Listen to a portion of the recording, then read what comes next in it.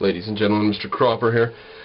Let's talk about summer school for a bit. I did decide to do it eventually, in the end, even though I decided not to, and then to do it, and then not to do it, and then to do it, and then not to do it, and so on.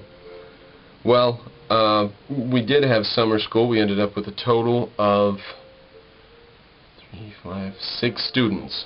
5 on the first day, then it dropped down to 2 until, because the kids who weren't required by their parents to come didn't come. The other kids who were required by their parents to come came.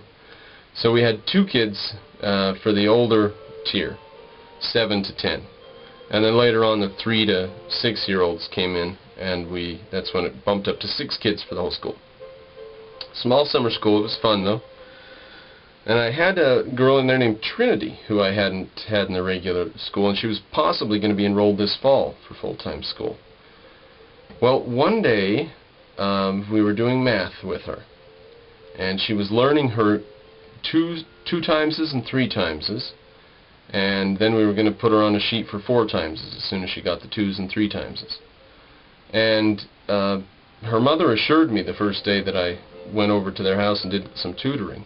Her mother assured me that she could not multiply. She knew how to add and subtract. I showed her how to borrow and to carry.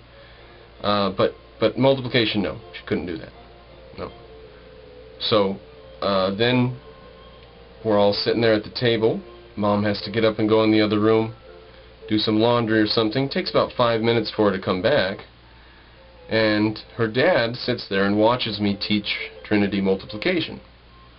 So by the time her mom gets back about 5 minutes later, she's got about half of her sheet done. Me and her dad are sitting there talking, and she's doing her multiplication.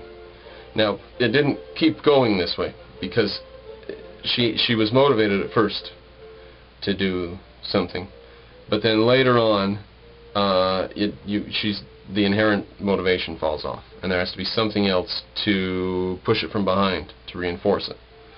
Her mom comes back in and says, "How did you do that?" And I said, "I told you. I said, it's easy. It's not that hard. It's not that bad. She does know how to multiply. Now she does."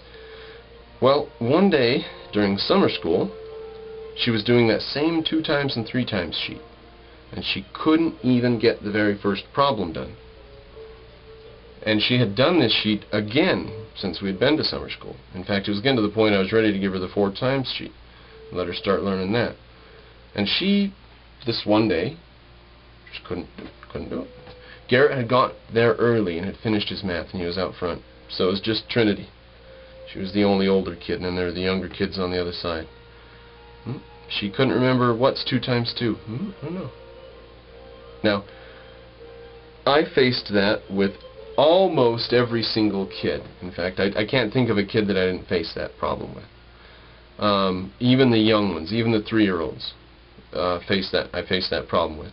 Some days they just think they're going to try to get away with forgetting math.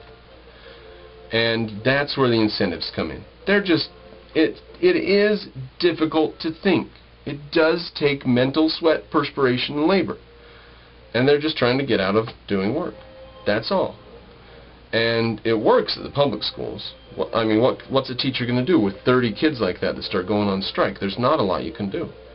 Well, I think that there is. You can offer incentives. So this one day, I gave her a few minutes. I set the timer. I came back a minute later. I said, I'm going to put the timer on. You have to have it done before the timer goes up, or else you can't, go out to recess or something like that. I'll take some hours away. That's what it was. She had hours on the board. And I said, I'll take some hours away if you haven't got some done before such and such. And when this timer goes off, you have to be done. Came back 2 minutes later. She hadn't done a single problem. So then I stopped, paused the timer, and I said, "Now, look, you're being kind of rude to me. I'm helping you on this every day, teaching you how to multiply. You know how to multiply 2s and 3s now. I can't teach it to you again. I can't help you through it again because you already know it. And I think you're being kind of rude. I put a lot of effort in to run this school, and now you need to come here and do your best when you're here. Now I'm going to turn this timer on again, and if you're not done by the time it's finished, I'm going to take away all the hours that you have on the board. Not just some of them, not just 20 or 40 or whatever, but all, however many hundred it was. Now, she had the whole sheet done. Before her allotted, it was like 8 or 10 minutes, and then she was done in like 5. And she missed like 1 or 2 or 3, within reasonable. It was not sloppy work. That is just something called motivation that is going to be faced by anyone trying to teach somebody sort of against their will. Now, it was a lot easier to get her to follow along, as it were, during history and science. They sit there with their jaws agape during history and science. And I wish I would have had something in math to do competition-wise, but we didn't have enough students. We just had the 2 for summer school. Otherwise, you can do races with the cards and stuff.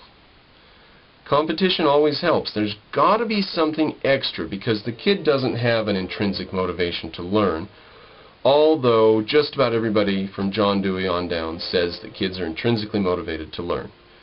Now, they may love it, but it takes difficulty, you know.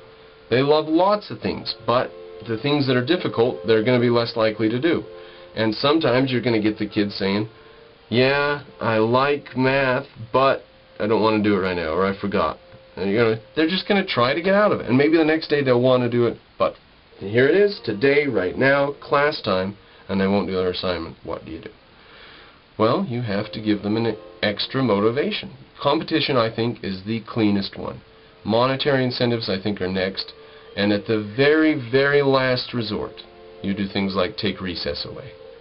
So, just wanted to put that video out there, say that there's more to teaching than just wakening up the kid's spirit. Sometimes there's getting the kid to hunker down and put their shoulder to the wheel. Sometimes there's just convincing the kid, I know you can do it, and you know that you can do it. So don't be fibbing. Don't be telling me you've forgotten. Because we both know. Don't be lying to me here. You have not forgot how to do this. They'll try it. Caden, Cuman, Garrett, Brandon, Daniel, Tabitha, and Trinity. Those are the older students. Those are in the older class. And then the younger ones try it too. All of them have tried it. Daniel couldn't subtract. Caden invariably forgot how to add and subtract fractions. Cuman couldn't remember the first thing about algebra. We were doing it for several weeks before, and then once he got the hang of it, it was second nature to him, and he could just destroy whole pages without worrying. But, boy, there were a couple of weeks there when the next day he'd get there and I'd say, now what do we do to each side? You know, and the answer is the same thing. Whatever you're doing, you do the same thing. What do we do to each side? I don't know. Something you have to face. Competition is the best way, monetary incentives are a fallback, and punishment is an absolute last resort.